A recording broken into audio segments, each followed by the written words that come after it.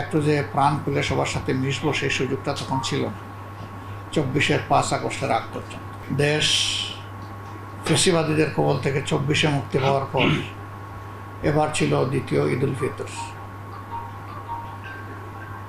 আমরা মহান আল্লাহর পক্ষ থেকে একটা নিয়ামত হিসাবে পেয়েছিলাম এবং গতকাল তা উদযাপন করেছি। সারা বিশ্বে কার্যত 2 দিনেই হয়ে থাকে। এটা চাঁদ দেখার উপর যেহেতু নির্ভরশীল, বিশ্বের একটা অংশ তারা এক সময় করেন, আমরা সাধারণত পরের দিনই পাই সুযোগটা। এই উপলক্ষে আমরা দেশবাসী, প্রবাসে অবস্থানরত বাংলাদেশি ভাই বোনদেরকে এবং সারা বিশ্বের মুসলমানদেরকে আমরা শুভেচ্ছা জানিয়েছি। আরেকবার আমরা শুভেচ্ছা জানাচ্ছি।